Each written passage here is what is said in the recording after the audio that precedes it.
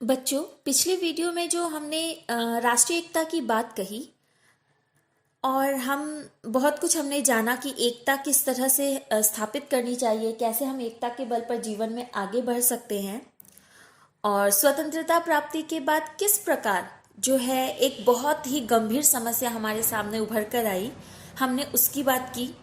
और आज उसी को आगे बढ़ाते हुए मैं आप लोगों को इस विषय से के थोड़ा सा और करीब लेकर जाना चाहती हूँ। सांप्रदायिकता की समस्या प्रमुख है। जितनी समस्याएं उभर कर आ रही थी उनमें सांप्रदायिकता की समस्या हमें प्रमुख रूप से दृष्टिगोचर होती है। हमारे देश का विभाजन भी इसी समस्या के आधार पर हुआ। कुछ स्वार्थी तत्वों ने देश के में सांप्रदायिकता की आंख फैला दी, जिससे हम आज तक मुक्त नहीं हो पाए हैं। सांप्रदायिकता की आंख क्यों न फैलाए लोग? हम भीतर से तो खोखले हैं, हम भीतर से कमजोर हैं।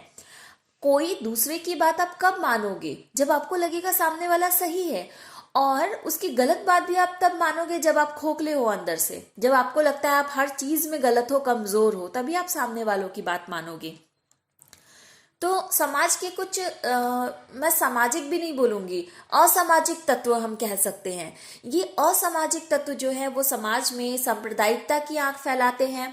अपना फायदा, अपना स्वार्थ सिद्ध करने के लिए, अपनी अच्छाई के लिए, अपने लिए सब कुछ अच्छा करने के लिए वो संप्रदाय जैसी चीजों को सामने लाकर उसमें आग लगाते हैं। और हम जैसे जो साधारण व्यक्ति है, जिसको धर्म की शायद बहुत अधिक जानकारी भी नहीं होती है, ऐसे लोग इन सांप्रदायिकताओं के चक्कर में पड़ते हैं और अपने ही आपस में भाई बहनों के साथ जो है वो लड़ते हैं।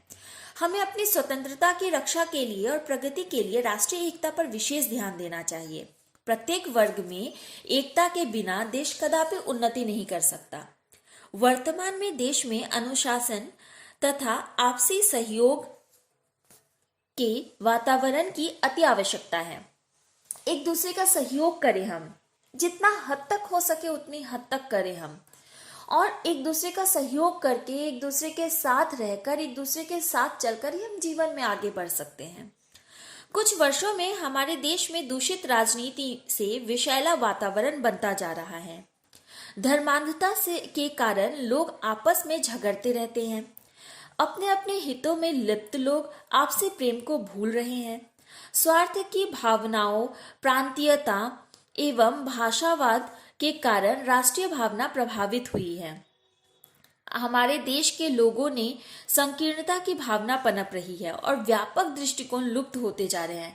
व्यापकता खत्म होती जा रही है, संकीर्णता आगे आती जा रही है। संकीर्ण सोच, हमारी छोटी सोच जो है वो सामने निकल कर आ रही है। हम जो है अपने बारे में सोचते हैं, ना कि दूसरों के बारे में। हमें दूसरों से कोई मतलब नहीं है, कोई मोल भाव दूसरों का नहीं है।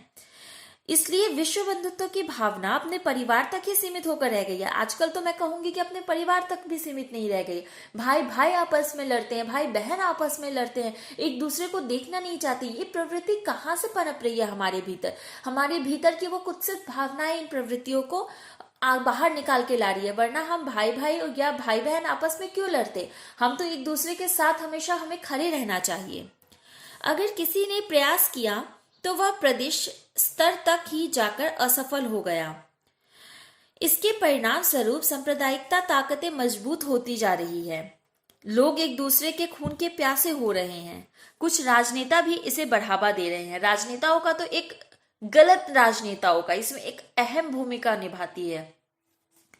आज भी अनेक विषमताओं के होते हुए भी जब हम राष्ट्रीय एकता के विषय में विचार करते हैं तो पता चलता है कि इस राष्ट्रीय एकता के कारण धार्मिक भावना, आध्यात्मिकता, समन्वय की भावना, दार्शनिक दृष्टिकोण, साहित्य, संगीत और नृत्य आदि अनेक ऐसे तत्व हैं जो देश को एकता के सूत्र में बांध सकते हैं।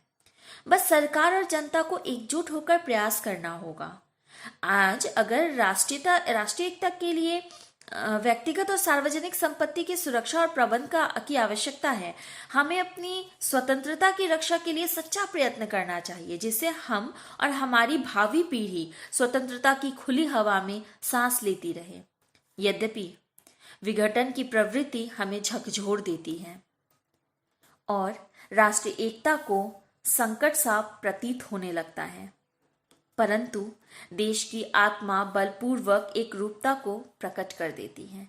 देश की जिस आत्मा की हम बात करते हैं, हमें उस आत्मा को जीवित रखना है, भारत की उस आत्मा को बचा के रखना है, संजो के रखना है। यदि हम उस भारत की आत्मा को बचा ले, उसके लिए हम अपना सर्वस्व निछावर कर सकते हैं, तभी इस देश में राष्ट्रीय एकता की भावना जो है वो पनप सकती है।